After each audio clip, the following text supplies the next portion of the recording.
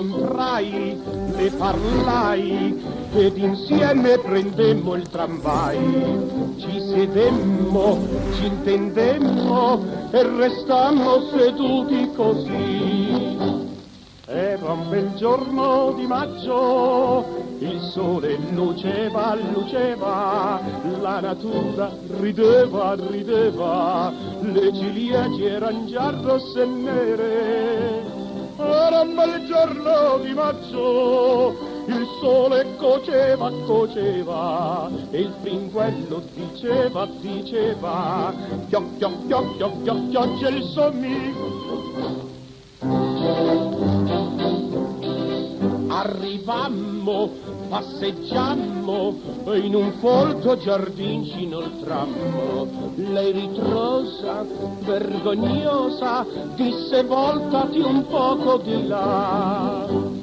Era un bel giorno di maggio, il sole luceva, luceva, la natura rideva, rideva, le ciliegie eran già rosse e nere. Era un bel giorno di maggio, il sole coceva, coceva, e il fringuello diceva, diceva, chioc, chioc, chioc, chioc, chioc, chioc, c'è il sommiglio. La mia mano, piano piano, gli toccava la bianca sua mano.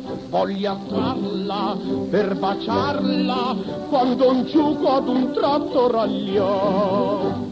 Era un bel giorno di maggio, il sole luceva, luceva, la natura rideva, rideva, le ciliegie eran già rosse e nere.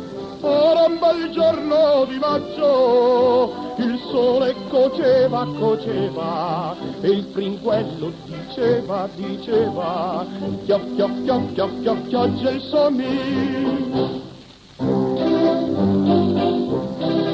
Al mio petto, con affetto, la stringevo con grande diletto, ma un agente diffidente per oltraggio al pudor ci arrestò.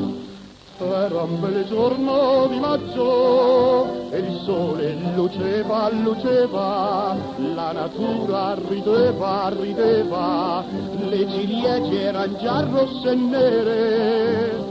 Era un bel giorno di maggio e il sole coceva, coceva, il fringuello diceva, diceva, chioc, chioc, chioc, chioc, chioc, chioc, c'è il sommiglio.